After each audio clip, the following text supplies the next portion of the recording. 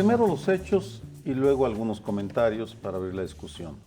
La semana pasada les aventaron a los procuradores de todo el país 34 cuerpos a unos cuantos metros de donde estaban sesionando.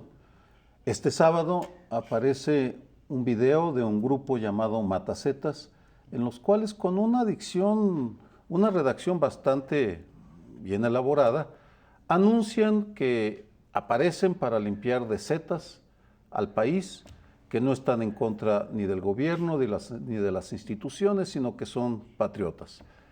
El hecho es un salto cualitativo porque pareciéramos estar frente a la aparición formal de grupos paramilitares bastante más articulados y armados que otros incidentes parecidos.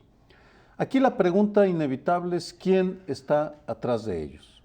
Y hay tres candidatos naturales: algún sector del Ejecutivo Federal o estatal, grupo de empresarios, o tal vez algún cartel que está preocupado por las implicaciones de un grupo tan letal, tan agresivo y tan violento como los Zetas. Independientemente de quiénes sean, lo que no hay ninguna duda es que aparece este grupo por la extraordinaria debilidad de la autoridad, que ahí están, son burócratas, ganan bien, pronuncian discursos, la mayoría de ellos débiles, pero no tienen la autoridad para defender a la ciudadanía. Estamos, en todo caso, creo, ante un hecho importante que no puede minimizarse, pese a que está circulando la información, sobre todo en las redes del Internet. La presencia física de estos matacetas, con su mesa, muy bien sentaditos, todos uniformados, da la impresión de un grupo paramilitar que tiene un discurso bien preparado, un discurso altruista, diría yo, si vale la pena usar el término. Admiten el asesinato de los supuestos Zetas, supuestos. El gobierno del Estado, de una manera veloz, como pocas veces, dice a las cuantas horas, 3 horas, si la información es correcta, que los 35 asesinados tenían antecedentes penales y que implícitamente nos están diciendo, está bien, esta este nuevo actor, esta nueva fuerza, nos dice que hay un vacío de poder y que lo están llenando un grupo de fuerzas especiales que ya decidió enfrentar con la misma técnica que los Zetas a los Zetas. Ahora, ellos anuncian la limpieza, como diciendo, el Estado no puede, pero alguien debe de proteger a la sociedad. Nosotros vamos a proteger a la sociedad. Caramba, sí que es importante saber quién está detrás, pero sobre todo lo que esto implica. Es decir, el Estado formal queda a un lado, es uno de tantos actores. Ellos toman el centro. Si el Estado es el que está detrás de ellos y ha decidido por esa vía enfrentarlos, también está igualmente peligroso el asunto. Es realmente preocupante. El Estado, desde cualquier perspectiva, queda completamente minimizado, incluso ridiculizado y despreciado, tanto por los cadáveres que le lanzaron a los procuradores, podrán decir que tenían antecedentes penales o que eran diabólicos. Incluso el desafío al Estado está ahí, les mandaron los 30 y tantos cadáveres. Y esto plantea un problema serio de autoridad del propio Estado, ¿no? Es decir, no hay posibilidad de decir, les infundo el mínimo temor, la mínima consideración, no, les van y los desafían ahí. Respecto a estos matacetas, no es la primera vez que ocurre, la familia tenía un discurso así, y era un discurso muy similar, algo así como nosotros somos los bandidos tradicionales buenos que podemos convivir con ciertas formas de organización social del país, y por el otro lado los Zetas. por supuesto es complejo el asunto, pero sí son dos modelos, los que se dedican a estudiar la antropología de los criminales, Astorga, por ejemplo, sí te dice que son dos modelos organizativos y culturales diferentes, el lado del Pacífico y los criminales que están del lado, los Zetas, ¿no? Que tienen una lógica paramilitar y de un funcionamiento infinitamente más cruel, si puedo decir eso, que el cártel del Golfo.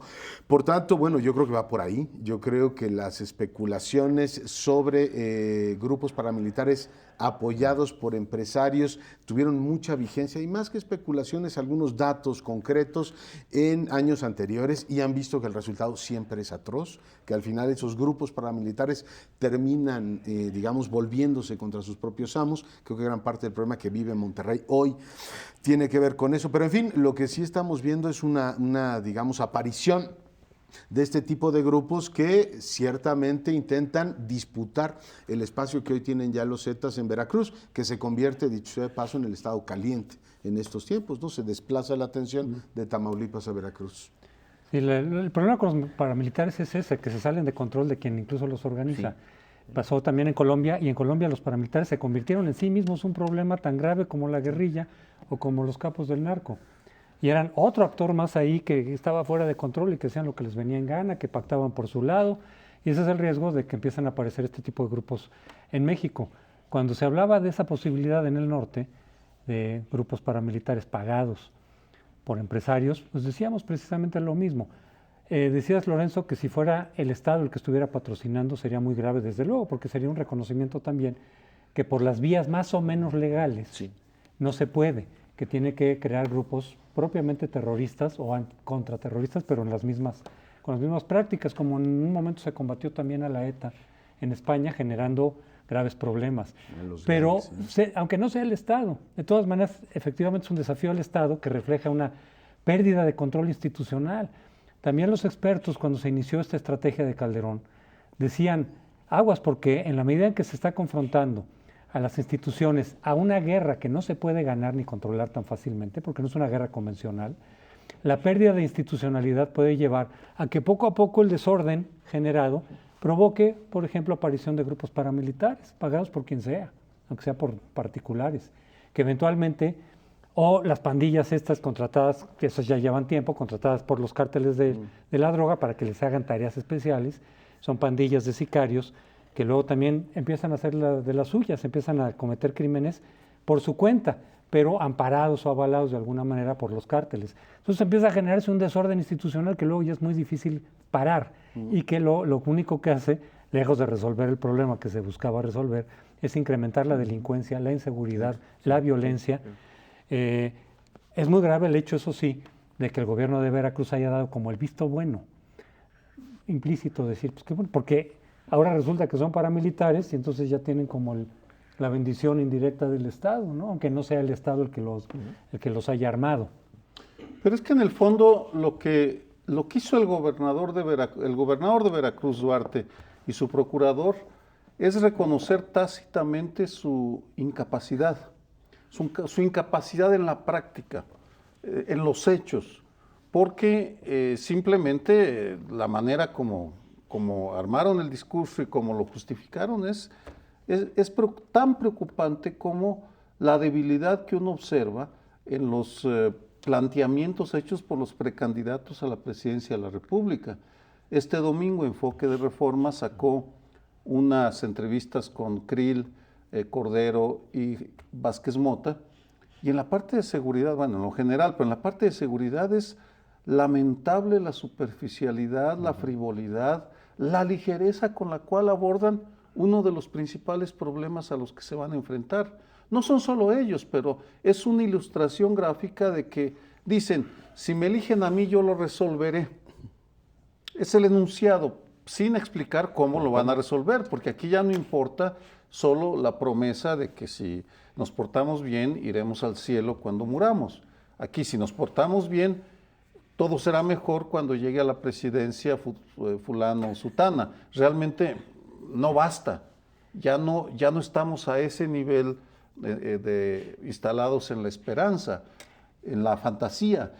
Eso es tal vez lo más lamentable, que por a donde uno voltee, se observan más ideas innovadoras del lado de la sociedad y los especialistas que del lado del Estado. Sergio, ¿hay tiempo para una pequeña intervención? Sí. Es interesante ver cómo se va fragmentando esto y es una cadena que yo tengo temor de dónde va a parar. Primero fue el cartel del Golfo que se enfrenta al cartel de Sinaloa. El cartel del Golfo contrata a los Zetas, que son 39 o 40 militares que desertan de los GAFE, de Grupo Aerotransportado de Fuerzas Especiales.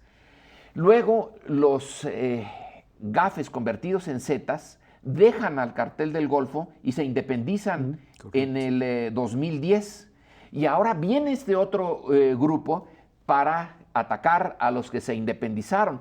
Ya nada más nos falta que alguien salga para atacar a los matacetas, y esto se está fragmentando, como señalan creo que es en Excelsior hoy, de Guerrero, donde ya la fragmentación son creo que 17 grupos. 17 minicárteles, ¿sí? Y que ha estado aumentando las muertes por la fragmentación.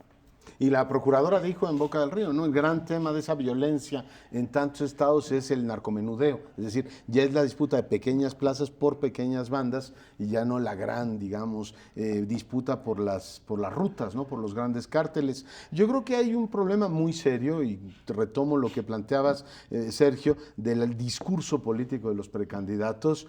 Un problema muy serio en el sentido de que si algo hemos aprendido a lo largo de estos años, todos los que observamos la vida política de este país, es que no hay ni una explicación mágica al tema de la inseguridad, que es poliédrico, que no es lo mismo lo que está ocurriendo en Guerrero que lo que está ocurriendo en Nuevo León, que el tema de las fronteras no es lo mismo que está ocurriendo ahora en Veracruz, que requiere de un esfuerzo de mejorar las capacidades institucionales de todo el país y, en términos más generales, el decidir si efectivamente una federación tiene posibilidades de funcionar, o vamos a tener el mismo discurso de estos años de la procuradora diciendo que los gobiernos locales no funcionan, los gobiernos locales diciendo que la federación no funciona. Lo que veo como cosa terrible es que no le tengan miedo al gobierno. Si te mandan esos cadáveres, estando presente ahí la procuradora, quiere decir que a los criminales el Poder Federal los tiene absolutamente sin cuidado, más todos los demás. Retomando lo que dice Lorenzo de la fragmentación, es paradójico porque precisamente la estrategia que se tomó de Colombia es vámonos contra los grandes, porque los grandes son capaces de desafiar al Estado, pero no los vas a desmantelar, es decir, en términos de erradicarlos, eso no va a ocurrir nunca. Mientras haya la oferta que hay en Estados Unidos, alguien desde aquí le va a proporcionar la droga a la demanda norteamericana. Entonces, si tú atacas a los grandes cárteles, lo que haces es fragmentarlos, y se supone que la idea es que ya fragmentados cada uno de ellos no es capaz de desafiar al Estado. Como en Colombia efectivamente ocurrió, nada más que allá ya los niveles de violencia se redujeron, lo cual implica, también dicen los especialistas, que hay acuerdos. Aquí los acuerdos están anatemizados, aquí los acuerdos están prohibidos, aquí no se puede plantear siquiera la idea de acuerdos entre cárteles y con autoridades locales para mantener un nivel de violencia y un costo social muy bajo. Entonces, al fragmentarse y cada quien continuar la guerra contra los demás, lo que se genera es lo que hemos visto, incremento de violencia y de inseguridad que puede seguirse y seguirse sin límites. Pues preocupante, pero nuestro deber es ir dándole cuenta de la forma como evoluciona la guerra que afecta a buena parte del país. Interrumpimos unos segundos, espere, regresamos.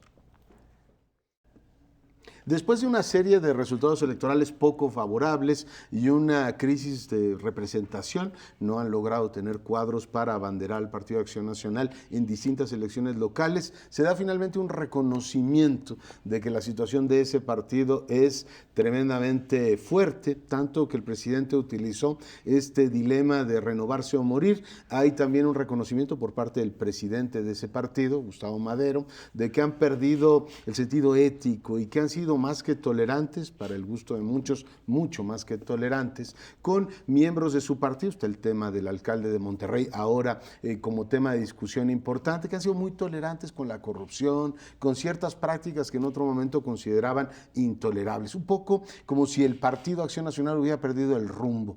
Y el discurso del presidente ante el Consejo, estaban por cierto los precandidatos reunidos, estaban escuchando precisamente el mismo, es o nos renovamos o morimos. tenemos. ¿Por qué? Porque los otros están perfectamente organizados, son una fuerza coherente y el PAN es un partido absolutamente fragmentado, tiene en estos momentos o sigue con 3 precandidatos a la presidencia y no logra, digamos, vehicular o canalizar un discurso diferenciado como partido. Por otro lado, arrastra lo que han sido ya 11 años de gobiernos panistas con resultados en algunos campos francamente decepcionantes. Por tanto, el dilema que el presidente le pone a su partido es renovarse o morir. Decía hoy Gil Gámez, que tiene mucha gracia en la forma en que lee las cosas todos los días, decía, cuando uno pone eso de renovarse o morir, en realidad está más cercano a la muerte que a la renovación, porque es difícil que uno plantee las cosas de esa manera, ¿no? Es decir, reencontremos el camino, refundémonos, pero el día renovarse o morir sonó, sí, un poco fúnebre en algunos ambientes panistas, pero denota el grado de descomposición que el propio presidente de la República percibe en su partido. Decía Gustavo Madero también en ese discurso, es momento de empezar a recuperar la ética y de aplicar un combate contra la corrupción, contra la impunidad. No, el momento era cuando llegó Fox, no 10 años después, 11 años después. Ahí es cuando se tenía que aplicar precisamente, cuando se tenían todos los elementos, todo el apoyo, toda la legitimidad, de aplicar los principios históricos del PAN, no cuando ya van de salida precisamente por no haberlos aplicado, porque ahora además, ¿quién va a creer eso? Yo platicaba el otro día con algunos panistas históricos, que decían, es que los principios del PAN son muy buenos, valen en sí mismos. Decía yo, sí, pero ya vimos lo que hicieron ustedes desde el poder. Los hicieron a un lado esos principios, empezaron a aplicar los que el PRI practicaba, y esos principios pues no los tienen que cambiar porque son muy buenos, nada más que ya quién les va a creer. Si ahora no creo que vaya a morir el PAN, si el PRI no murió, el PAN menos, pero sí regresar a la oposición. Y desde ahí, cuando vengan las críticas tradicionales al PRI por corrupción, por fraude, pues, ¿qué les vamos a decir? Primero, los elegimos a ustedes para aplicar castigos a los corruptos y no lo hicieron. Segundo, ustedes incurrieron en lo mismo. ¿De qué hablan? Ahora, cuando el presidente dice renovarse o morir, ya al final de su sexenio, de acuerdo, como tú dices, eso debió de haberse dicho al principio, pero la prueba del ácido es la acción. Entonces, el presidente tiene a un candidato, al señor Cordero, y uno lo escucha, le lee los discursos y se pregunta dónde está la renovación. Vuelvo al documento que cita Sergio Aguayo, que es la revista Enfoque de Reforma, donde le hacen una serie de preguntas a los 3 precandidatos del PAN. Y Cordero lo único que dice es que todo va a seguir como está, e insiste en que está muy bien. Entonces, que a alguien le está fallando el script, porque si Felipe Calderón dice, hay que cambiar, aunque ya el barco está hundiéndose, hay que repararlo, porque, pues sí, más bien ya prepárense a abandonarlo. Y el otro, que es su candidato, dice, oiga, pero si todo está muy bien, yo lo veo muy bien. Bueno, sí, el agua está entrando, pero pues un poquito al ser para limpiarlo. No hay un solo punto de cambio en el sentido de renovarse o morir, porque si es renovarse o morir, es que se está en una coyuntura crítica. Claro.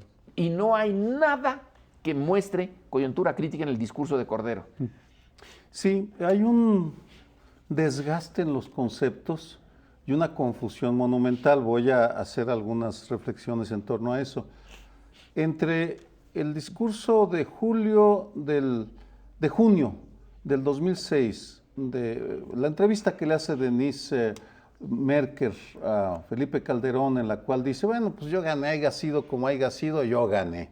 Porque Denise le dice, oye, no te va a saber mal que hayas ganado de esa manera con las campañas negativas. Dice, no, como haya sido.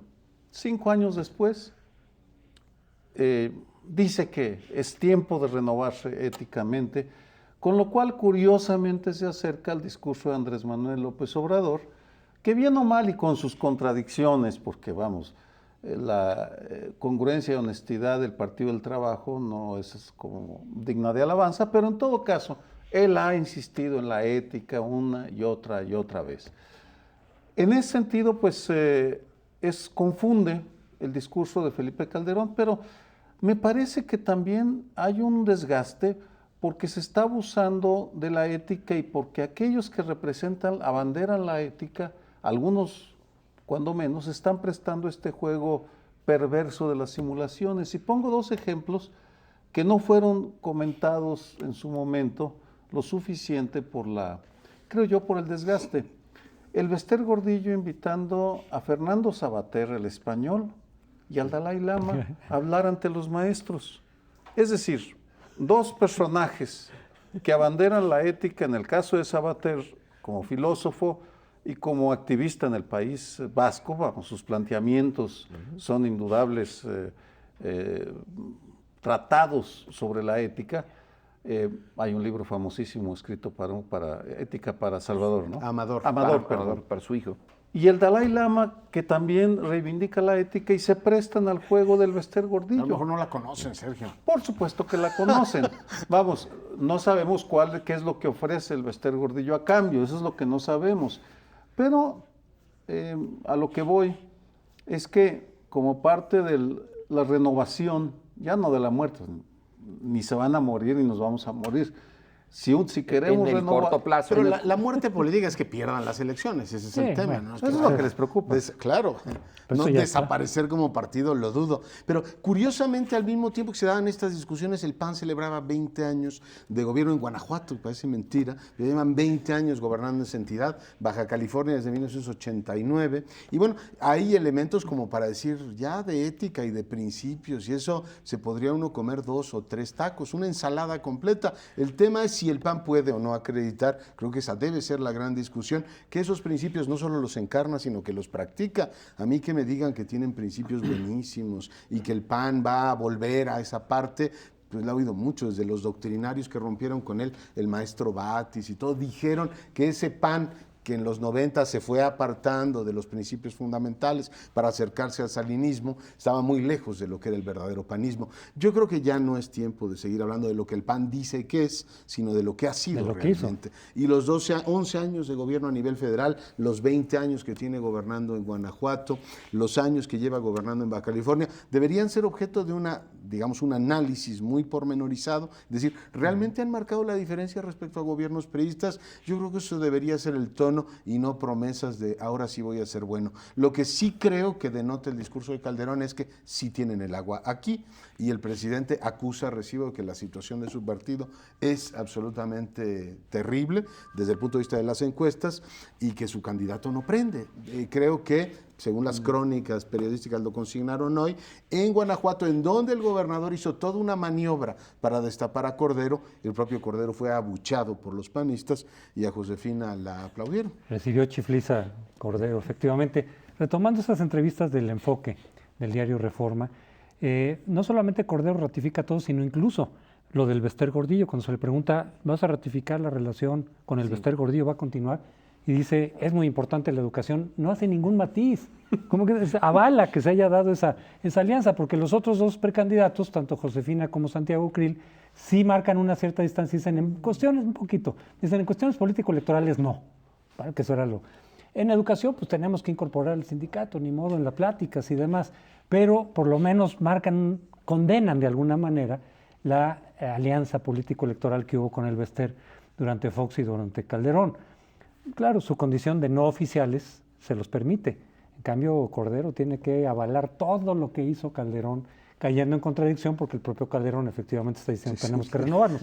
Pero el caso de Josefina y Santiago Krill, por otro lado, cuando dicen qué van a hacer contra la corrupción, pues aplicar la ley y en contra de la impunidad. Bueno, no lo hicieron. En el caso, dices, hay que evaluar por lo que ya hicieron o no. Claro, 20 años. Santiago Krill desde Gobernación pudo haber hecho mucho más. Y él fue uno de los responsables de convencer a Vicente Fox que en lugar de llamar a cuentas a los corruptos del PRI, o algunos corruptos del PRI, no se trataba de cacería de brujas, pactaran para sacar adelante las reformas estructurales con el PRI en el Congreso. Quien convenció a Fox de seguir esa línea fue Santiago Krill. Y ahora llega con un discurso progresista, democrático, como el que tenía él antes de ser secretario de Gobernación. Pero está la cuestión de la credibilidad. ¿Quién va a creer en eso cuando 12 años los desperdiciaron? Y las licencias para las casas de juego, vamos. ¿Cómo es? ¿Qué lastre monumental arrastra?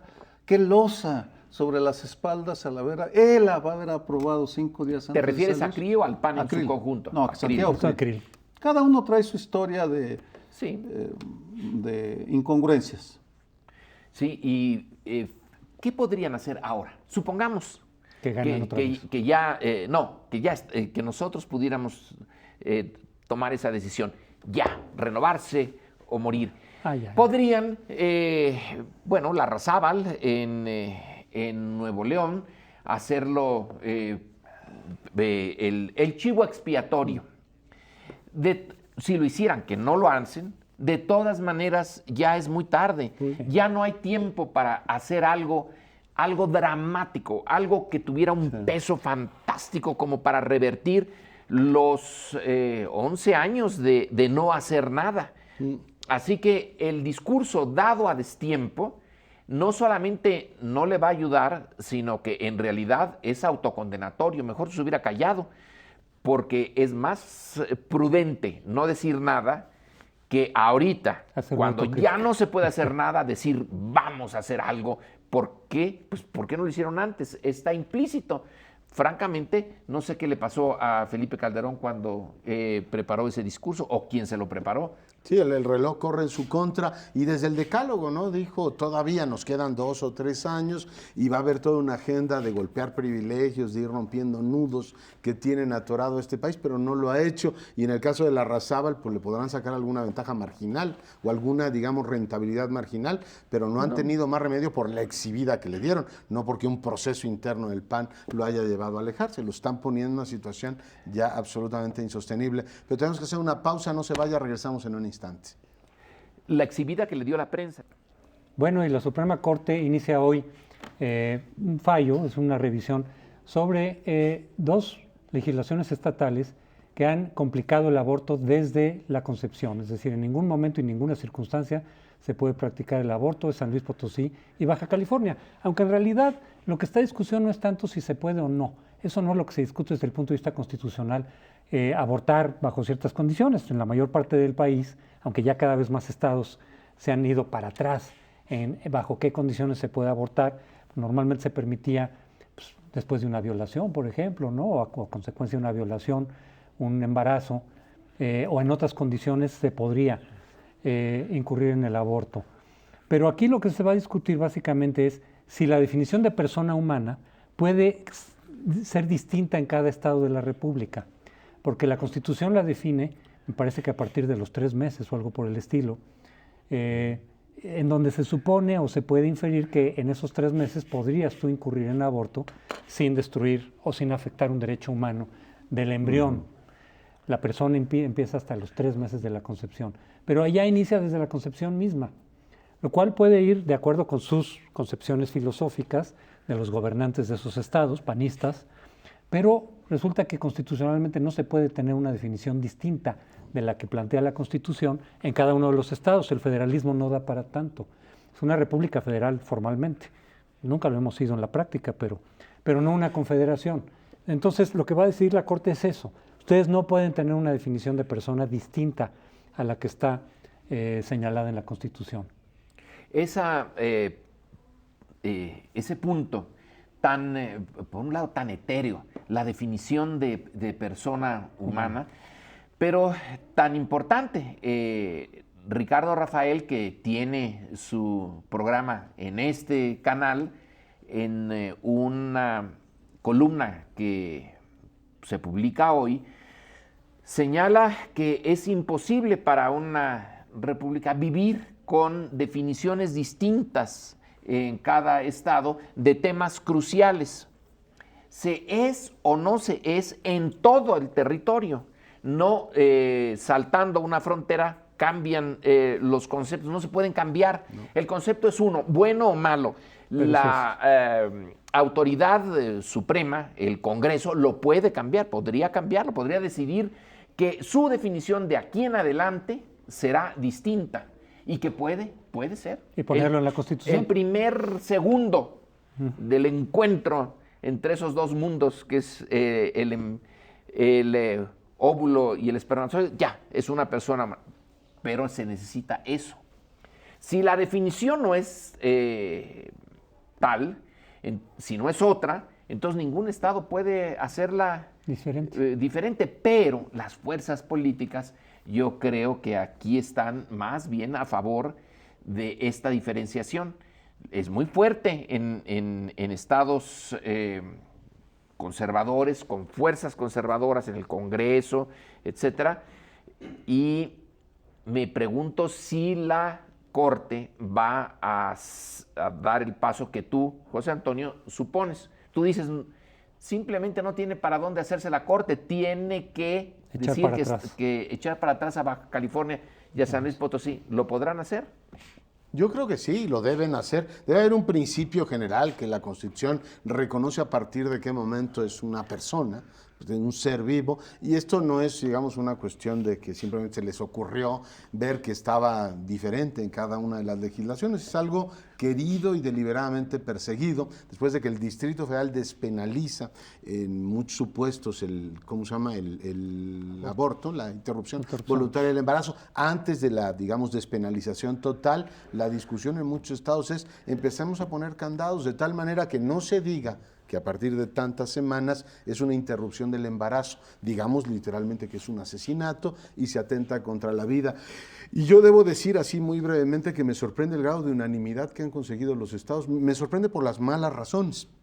En un país en el que nos cuesta tanto ponernos de acuerdo en un montón de temas, resulta que el PAN, el PRI y diputados de otros partidos como el Verde, algunos perredistas se colaron también en esa especie de acuerdo, y empezaron a modificar las constituciones de casi todos los estados para incluir candados y decir, si ponemos el tema de las semanas detrás, digamos, debajo del umbral federal, podemos decir que es un asesinato tranquilamente, y el asesinato no lo podemos convalidar cuando se trata de una interrupción voluntaria del embarazo. Creo que está ahí. Y lo segundo, rapidísimo, Sergio, es el grado de desinstitucionalización, o no sé cómo llamarlo, o sea, lo fofos que son los partidos políticos. Yo no puedo entender que el Partido Revolucionario Institucional, que es un partido que se reclama socialdemócrata, nacionalista, revolucionario, hasta come curas en algunas de sus franjas, haya servido de alabardero para una reforma que entiendo más está cercano a los planteamientos del PAN, pero simple y llanamente no puedo entender cómo eluden esa responsabilidad como partidos políticos y no digan ni pío sobre una reforma claramente conservadora. Algunos apuntes históricos, porque lo que dices es cierto. El debate formal empieza en el 71, cuando es la primera manifestación de un grupo feminista frente a Donceles, que entonces era la Cámara de Diputados, a favor de la interrupción legal del embarazo. Es decir, llevamos 40 años. Y es el PRI, a través de Luis Echeverría, el que organiza en el 75 la primera conferencia, la Conferencia Internacional de la Mujer, que en México preside un hombre, Pedro Ojeda Paullada. Es decir, hay ahí toda una serie de inconsistencias, pero en estos 40 años el argumento, las fuerzas a favor de la interrupción legal del embarazo tuvieron éxito en el Distrito Federal. Por muchas razones, entre otras que esta es la zona más progresista, más de avanzada, porque gobierna la izquierda, por todo lo que querramos. En todo caso, en el momento que se aprueban ya en el 2007 la interrupción legal del embarazo y muy cerca de ellos la unión de matrimonios de personas del mismo sexo, sale a la luz la anomalía. Somos un país en su mayoría muy conservador y por tanto los partidos políticos que en efecto no tienen gran consistencia ideológica, y ahí tenemos al Verde apoyando la pena de muerte y el PRI sirviendo de alabardero, muy bien puesto Leonardo, para estas reformas que ponen en entredicho a Beatriz Paredes, por cierto, una de las que ahora va a ser seguramente candidata del PRI en el Distrito Federal. Pero lo que estamos viendo ahora en la Suprema Corte no es solo un tema legal que por supuesto, y constitucional, perdón, que tiene todas esas implicaciones, sino una herida viva porque está en juego qué tan conservador o qué tan liberal, progresista, va a ser la arquitectura institucional que permite las diferencias en nuestro país, porque en el fondo lo que se discute es si puede coexistir la mujer que que decide libremente, que por los motivos que sean no va a tener a la criatura, o bien quienes dicen que de ninguna manera eso no está a discusión y nadie puede decidir, sino que es un mandato divino el que tiene que prohibirlo. Fascinante la discusión que trasciende con mucho a la Corte. Hablas de Beatriz Paredes porque ella, asumiendo desde siempre una posición progresista, no hizo desde la presidencia del PRI nada para evitar que las bancadas priistas en estos estados apoyaran políticas conservadoras del PAN.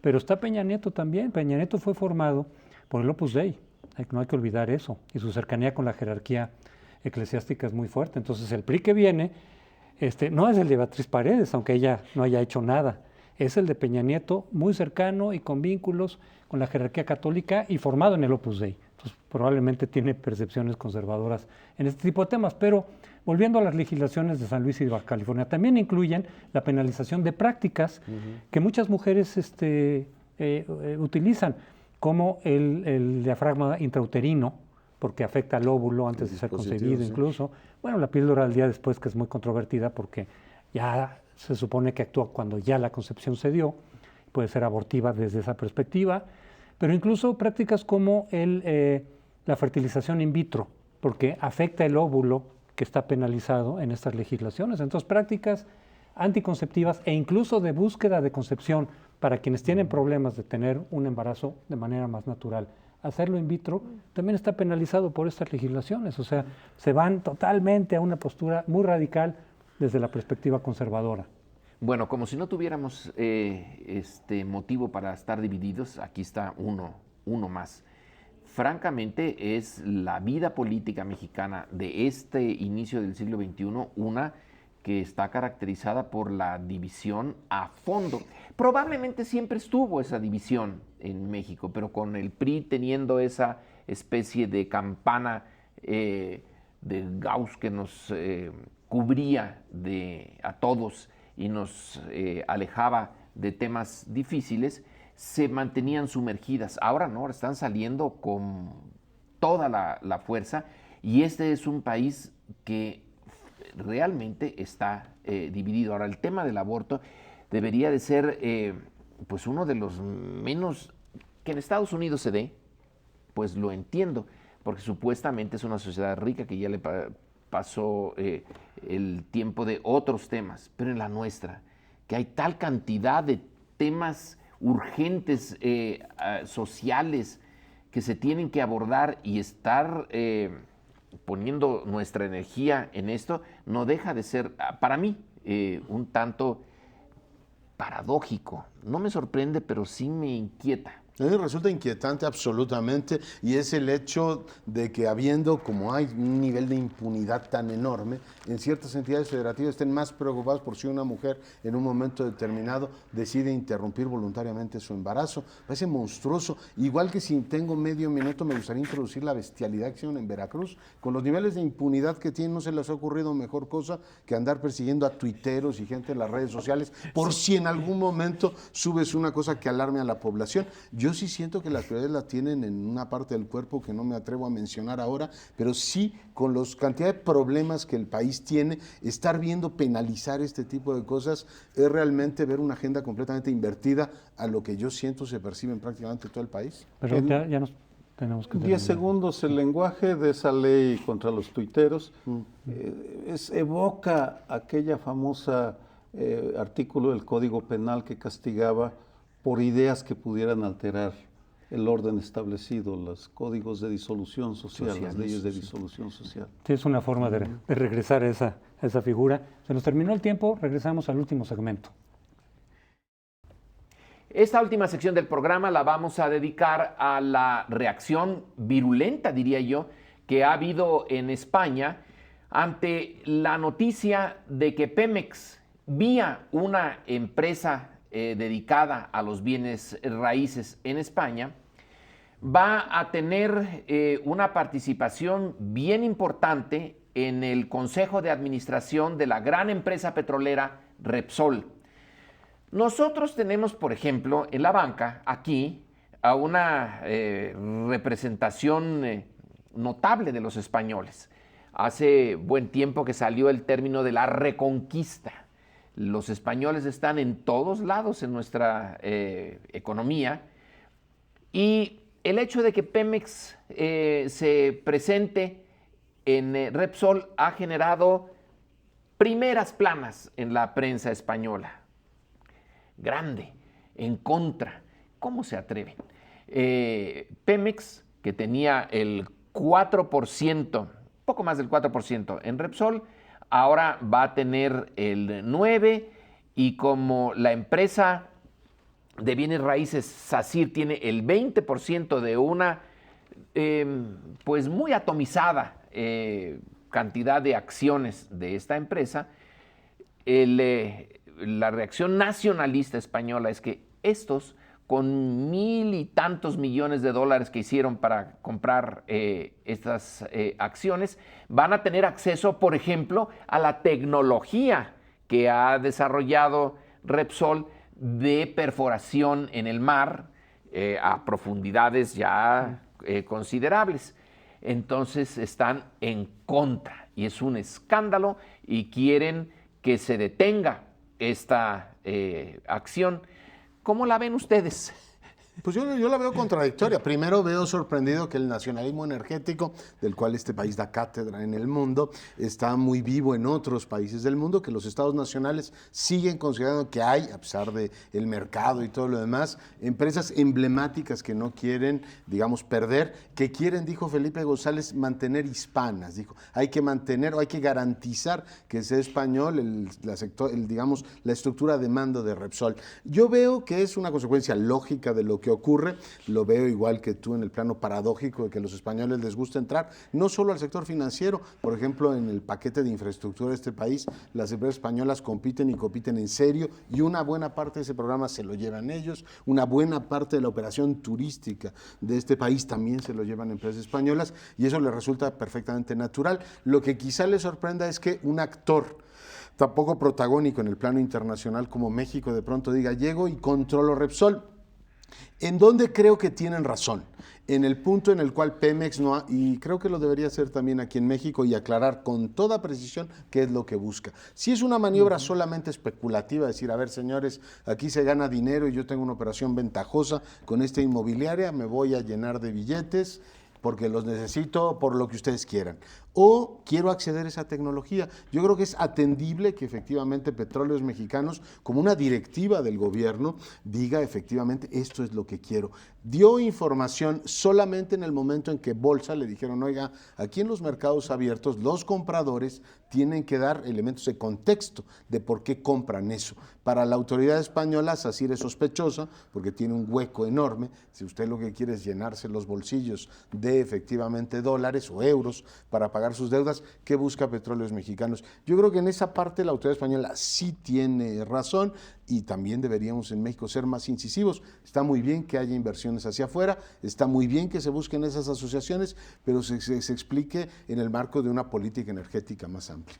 Mira, seguiría por esa línea. La semana pasada en la jornada se publicó una carta de René Drucker, entre otros personajes, criticando la opacidad de Pemex, y creo que se debe aclarar.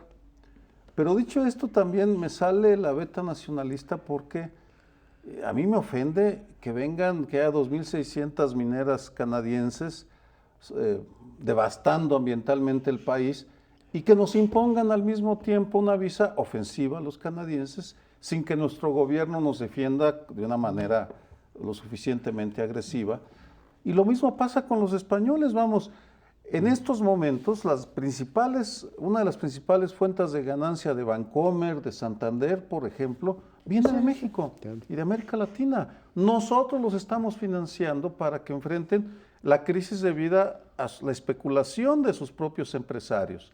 Y sin embargo, ahora se hacen los ofendidos cuando una empresa mexicana quiere incursionar en el mercado español en un área estratégica.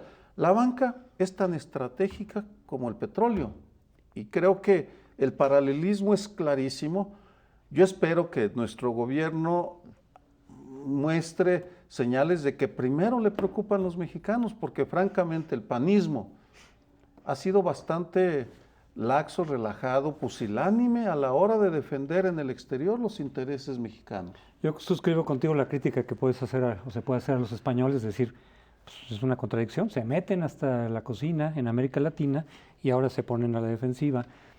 pero miraría la crítica más al gobierno mexicano, porque si los grupos extranjeros españoles o de otras nacionalidades, hablas de los canadienses, con los norteamericanos ha sido desde hace mucho el caso, llegan aquí a abusar abiertamente de los consumidores mexicanos, es porque nuestras reglas lo permiten. Ellos simplemente se adecuan a lo que hay aquí. Es decir, aquí, por ejemplo, en materia bancaria, pues desde luego que hay mucho más permisibilidad de las condiciones. Entonces ellos dicen, pues mira, a quién le dan pan que llore. Somos nosotros los que teníamos que tener mucho más restricción en ese tipo de cuestiones. Y eso no es nuevo, desde los años de la inversión extranjera, que había muy poquita, 5%, ¿no? Que eran norteamericanos básicamente. Resulta que la calidad de sus productos aquí eran mucho más baja, la calidad de los que ellos mismos hacían en sus países matrices. Porque nosotros permitíamos con esos estándares que nos vinieran prácticamente a explotar. Y recuerda la figura esa histórica de intercambiar oro por cuentas de vídeo y todo. Que curioso, nada más por anécdota, decían, no, es que para los mexicanos, para los aztecas, para los prehispánicos aquí, era muy valioso eso por la escasez. O sea, si la riqueza se define por la escasez, pues no había espejos ni había cuentas de vidrio. Eso lo veían ellos como, incluso que los estaban transando a los demás, a los españoles, porque decían, estamos cambiando oro, que sobra, por esto que es escasísimo. Pero no se aplica ahora con los españoles ni con los canadienses. Sí nos están explotando, pero porque nosotros lo permitimos. Ahora, la parte en que se ponen flamencos, los españoles, es porque sacan un documento interno de Pemex, en donde Pemex explica que le sale relativamente barato esto de usar a un grupo de bienes raíces que tiene problemas, porque todos los grupos que funcionan con los bienes raíces en España tienen problemas. Ahí estuvo su gran burbuja, ¿no? Entonces, con 1,000 y tantos millones, dicen en este documento, se puede uno hacer del control de esta empresa, que en otras condiciones se requeriría invertir 6, 7, 8 veces eso, si se tratara de otra empresa extranjera importante.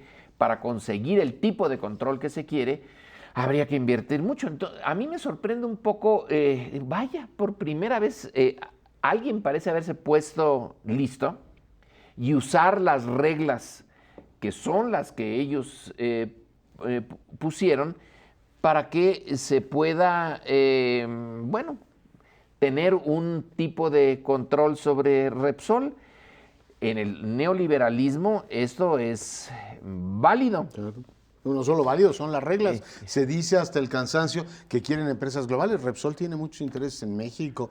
Empresas españolas están metidas en la energía esta no renovable. La eólica. Eólica y todo lo demás se están metiendo. Es decir, es global cuando ellos vienen. De regreso no lo ven tan global. Lo que creo, insisto, que sí es atendible es que Pemex debe exteriorizar. Si esto forma parte de una política, si efectivamente tienen intenciones o no de controlar una multinacional como Repsol y las implicaciones que esto tendría. Finalmente, no es una empresa como cualquier otra, no. Es una empresa del gobierno mexicano.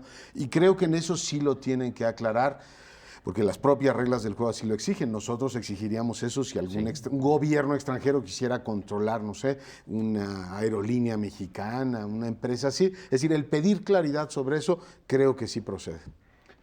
Vamos, en seguimiento de lo que dices, tienes razón, tienes mucha razón en lo que dices, Crespo, de que o sea, no tiene toda la razón, nada más. No, es que quiero... las cuentas no le den la razón, sino... Quiero engancharme en uno de los argumentos que él empleó de la responsabilidad que tenemos los mexicanos, pero también tiene una mentalidad colonial y abusiva buena parte de las empresas españolas que vienen a México. Supuesto, llegan con una voracidad. El caso de Vancomer. Creo que habría que meterse a explorar el aprovechamiento de Fobaproa y cómo se disparan las comisiones que cobran y cómo de manera sistemática hacen todo lo posible por no darle la razón a los consumidores que reclaman. Es decir, sí, tenemos un gobierno que no nos defiende ni frente al crimen organizado ni frente a la voracidad extranjera. A la voracidad extranjera y mexicana. No nos defienden. Claro. Entonces no es la nacional lo que define eso. Los banqueros mexicanos saquearon el sistema. Sí. Entonces llegan los otros y dicen, bueno, yo voy a funcionar con estas reglas. Claro. Pero no es privativo de españoles, tenemos bancos ingleses, Los canadienses tenemos que bancos mencionas. canadienses. Sí, pero Y las aquí, mineras. Yo digo que son las reglas las que incentivan esa Mira, voracidad, ¿no? Más Más que la si Carlos Slim nacionalidad. fuera extranjero, propiamente, y pues, en fin, todos los abusos de teléfonos de México, diríamos, mira, los extranjeros, cómo nos... Pues son nuestras propias reglas que se aplican también con los empresarios mexicanos. Lo que pasa es que el gobierno mexicano no defiende al consumidor ni frente a los mexicanos, ni frente a los extranjeros. creo que queda poco tiempo, un último comentario de mi parte. Sí, por eso, aclaro, sentía sentimientos tan encontrados, o me brotan sentimientos tan encontrados, porque por primera vez pareciera que hay un intento de ponerse parejos. Un intento pequeño, pero un intento. Y que respondan con Poner esa... 3-1 el marcador, ¿no? Bueno, 50-1, y que respondan sintiéndose ofendidos, por favor. Rodríguez Zapatero y Rajoy, no sean tan hipócritas. Pero bueno, ya nos despedimos. Les pedimos que la semana entrante estén también aquí con nosotros puntualmente y trataremos otros temas de igual interés o mayor aún. Muy buenas noches.